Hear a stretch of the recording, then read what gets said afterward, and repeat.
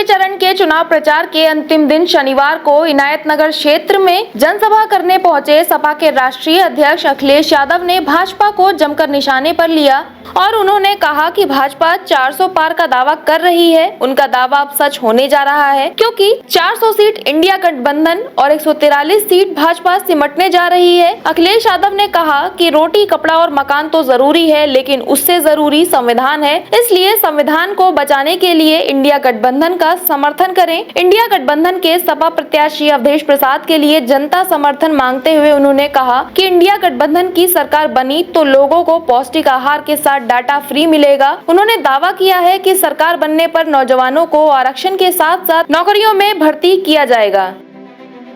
पहले चरण से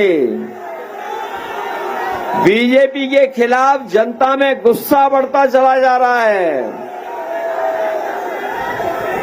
आप देख लेना, जब 7वें चरण में चुनाव पहुंचेगा तो जनता का गुस्सा 7वें आसमान पे भारतीय जनता पार्टी के खिलाफ होगा।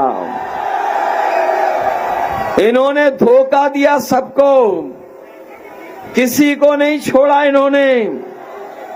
हमारा किसान भाई जो सबसे सीधा है, जो सच्चा है, जो ईमानदार है, किसान गरीब गांव में रहने वाला, अपनी तमाम तकलीफ परेशानियों को सामना करने के बाद भी अपनी खेती बाड़ी करता है, खेत पे दिन रात मेहनत करता, खून पसीना बहाता।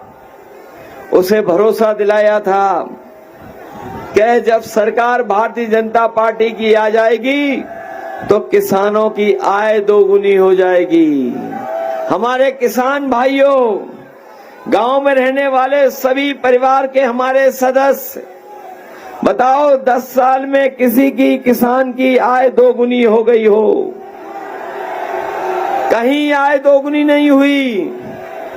और ये सरकार महंगाई बढ़ाती चली जा रही है, महंगाई आसमान छू रही है और हमारे किसान की हर चीज लागत लगातार बढ़ाई जा रही है।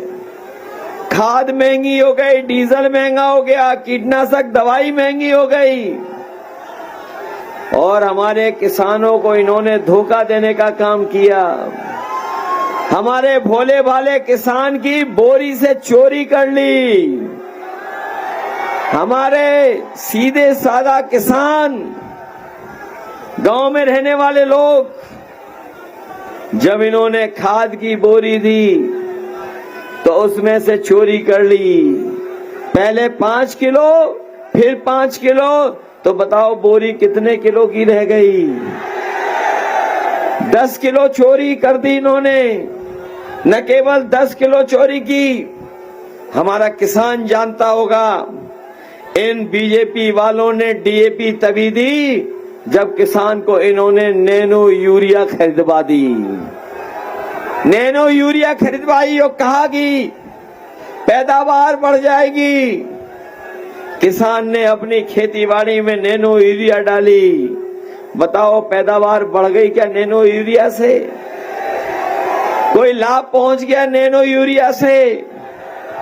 इस जिले में तो एग्रीकल्चर यूनिवर्सिटी भी है, इसी क्षेत्र में यहीं पर है।